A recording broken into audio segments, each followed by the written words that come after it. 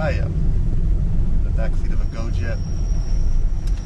Today, I am by my lonesome. My friend had to go to work today, so I got to get around by myself, which is fine. Here in Indonesia, you can call a taxi a GoJet, basically the same thing as an Uber, and they'll get you anywhere you need to go for cheap. This ride was only 35,000, which is like a dollar and some change. So what I want to do today is just get out and explore some of the historical monuments and go see some the significant places here in Surabaya, and maybe learn a thing or two. So join me as we explore the city of Surabaya. Let's do it.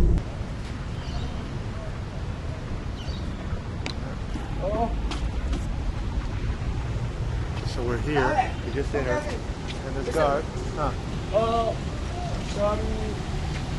showed up and he wants to take a picture.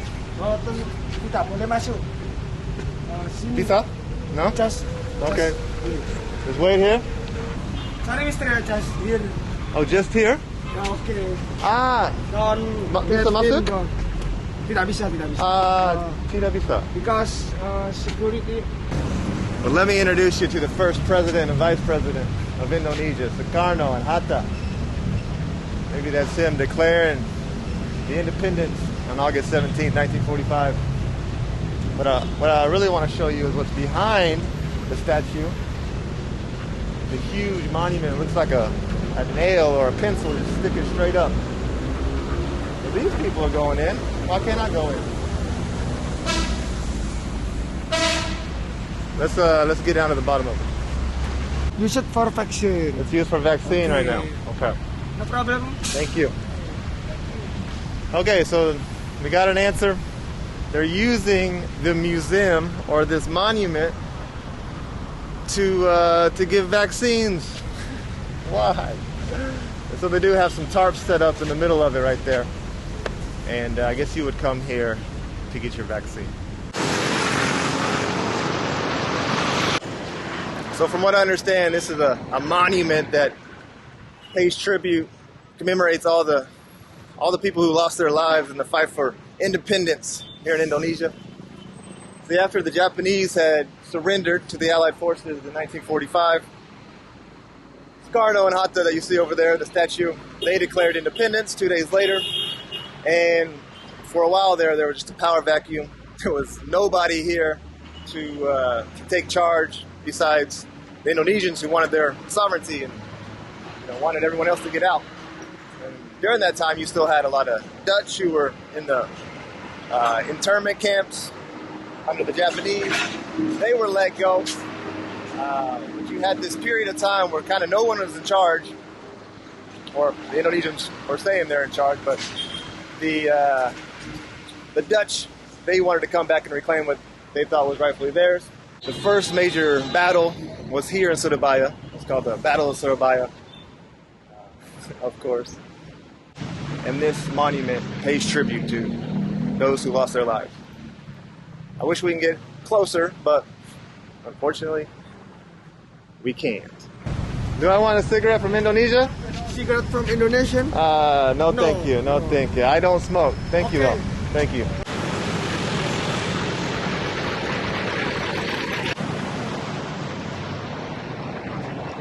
All right, so over here on the east side, you can get a much better idea of what this monument looks like.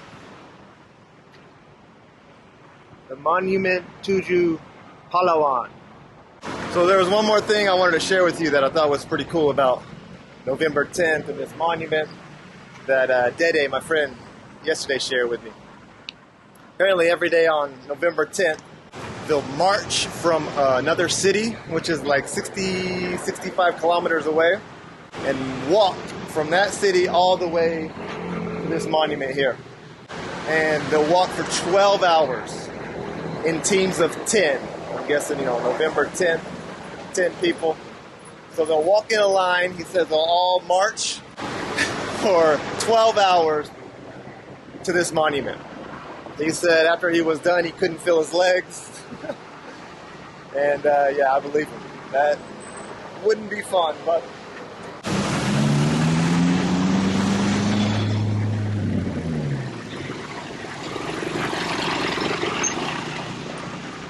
see if I can get across this road. What do you think? I got a policeman here helping me.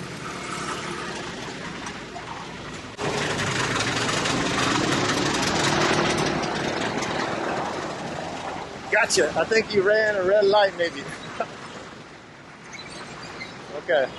Let's see if they're friendly. Hello, Pa. Hello. Di mana Hotel Majapahit? Hotel Majapahit. Lurus ke depan? Left? Okay. Thank you, sir. Oh, maybe he could take me. Hello, Pa. Hello. Hotel Majapahit. Yeah, Hotel Majapahit. Berapa? 210,000. I'm sorry? 210,000. 10,000? Yeah. 20? 20? All right, let's do this.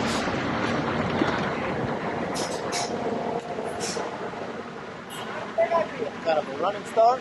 Jumps right on. Now, this is the way you do it. Nice and slow. Get to see the city.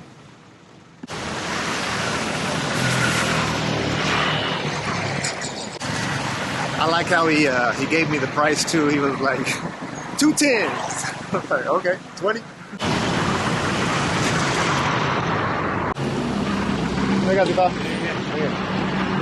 I want to come check out Hotel Majapahit.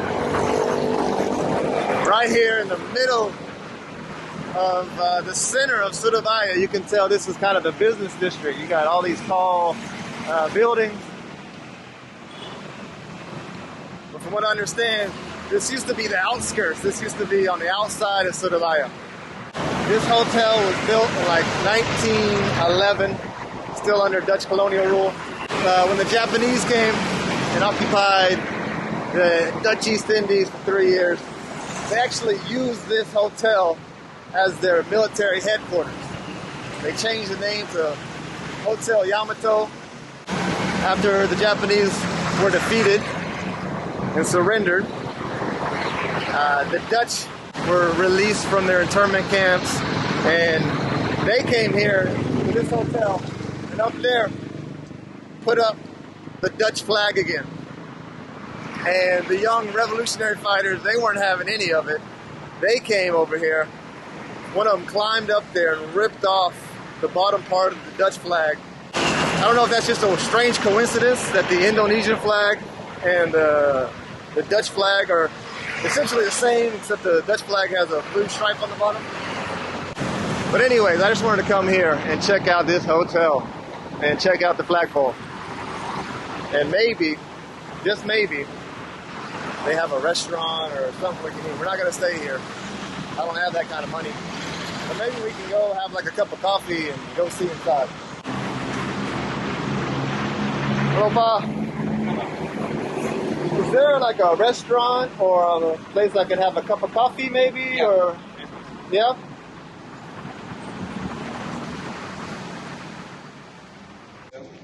Okay, can I sit over here? Thank you. Can I have a look? Yes. Yeah? Oh, wow. Can I see, who is this over here? Yeah. Oh, that's the current president and vice president, I guess. Let's see.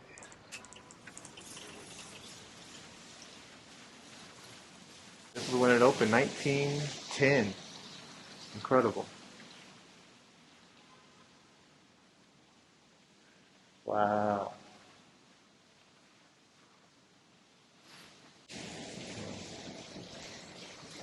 It's a beautiful hotel, just like you would imagine.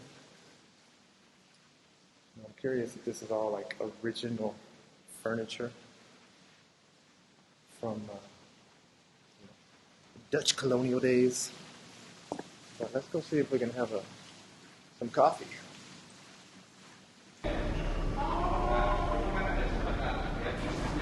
Okay, if that's the all-time bestseller, Okay, so I'll try it.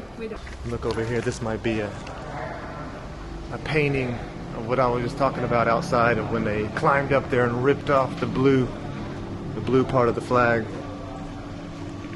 I'm sure it was that epic.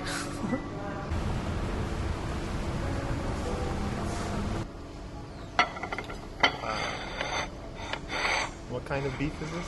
Beef. Beef? Okay. Okay. Thank you. It looks freaking delicious. Alright, so let me show you what I'm looking at. I got some kind of soup here. Let's give it a taste. Got some peppers, some carrots.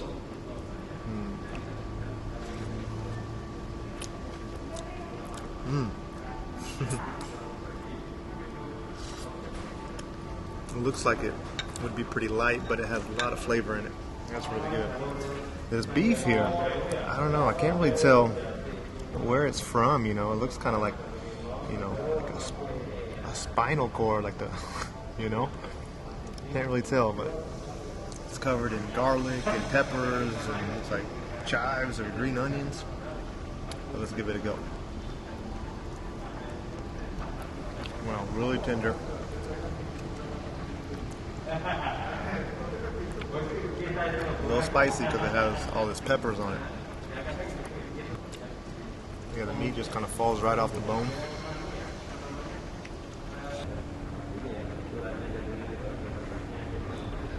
Alright, so I just got a little bit of clarification on what I'm eating. She said it is oxtail. Oxtail. I've never had oxtail, I think, in my entire life. First time. I guess that's how it looks. Which I'm guessing it has to be a delicacy here in Indonesia. Maybe. Oxtail is good, though, that's for sure.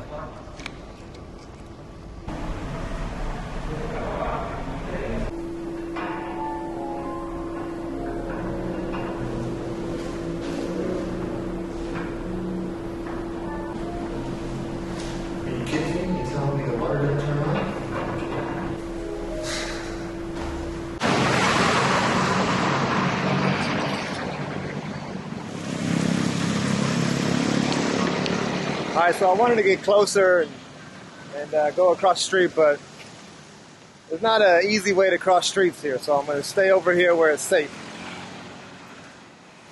One thing I just want to talk about is, you know, if you're in Indonesia, whether that's Jakarta, here in Surabaya, you're in Bali, you're constantly going to see monuments and statues and, you know, a lot of things that symbolize the hardships that the Indonesian people had to go through to win their independence. And this is just one of them right here. This is called the bambu rucing, the bamboo spears or the bamboo point. I guess if you didn't know any better, you would just think, oh, this is a statue, a monument of bamboo. Oh, isn't that nice? But it actually is an important symbol for the ancestors that fought for the independence here in Indonesia. They didn't have weapons. They didn't have, you know, guns or anything to supply the army with. When the Japanese were defeated, they tried to get the Japanese weapons, but I think a few of the generals in the Japanese army did forfeit them over. But they were ordered by the Allies not to give them to the Indonesian forces, the Indonesian fighters. And so a lot of them had nothing else to fight with, so, you know, they sharpened bamboo and fought for their independence with bamboo spears. It's incredible.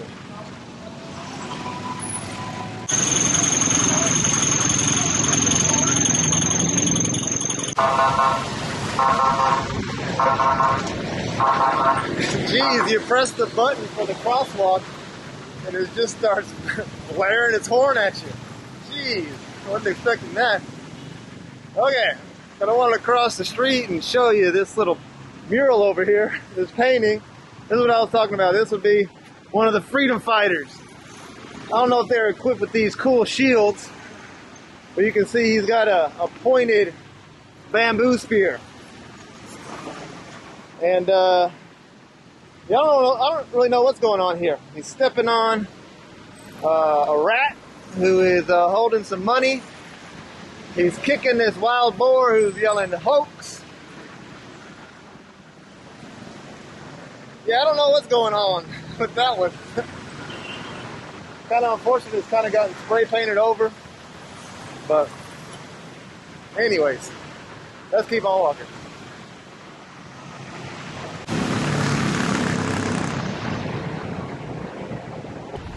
All right, so the next stop on today's little journey, we have what is listed as Asia's largest submarine monument. I just read a little bit about it because I didn't really know much, but apparently this was fought in West Papua after Indonesia had already gained its independence. See, there was one caveat when Indonesia won its independence.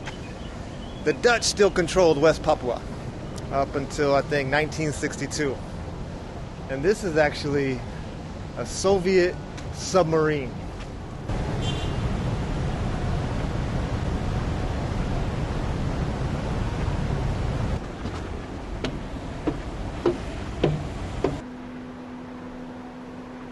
Maybe all the captains up until 1989, starting in 1962. It's nice though, this nice wood grain. I mean, you gotta watch your head though. Okay, this might have been the captain's quarters. Wow, look how narrow that is. Ain't no way I'm fitting on that. You gotta squeeze through here, really?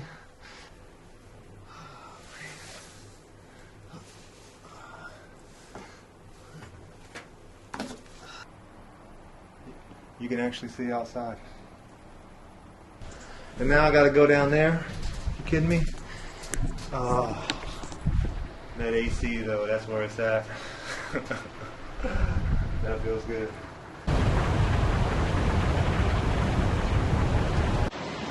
And it looks like at the far back of this place you have a mushola, a place of worship. But this place reminds me of the Kin Park that I went to yesterday. You know, just kind of a shell of itself. There's nothing really open. There's nobody here. You have the stage over here where it looks like they would have put on performances and whatnot. But I think there's a video presentation in here that we can go check out. Video Dama.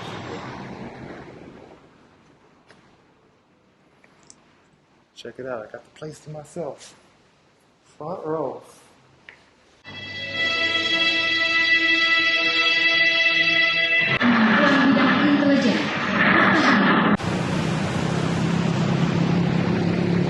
We're going to end today's video right in front of Surabaya Zoo.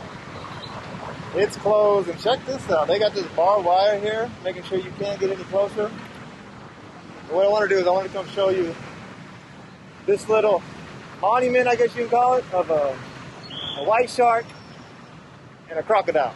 And in Javanese, shark is Sura, and crocodile is Baya, making up this city's name, Surabaya. There's an old legend, an old story. Just Google it. You can look into it if you want. I read it. It's just a story about how these two were fighting over food. And one of them, yeah, I don't even want to go into it. Just Google it. There's not really any moral to the story. When you get done with it, they just like go on their way, and that's how the story ends. But anyways, it's time to end this video. It's been a long day. I'll see you in the next one. Peace.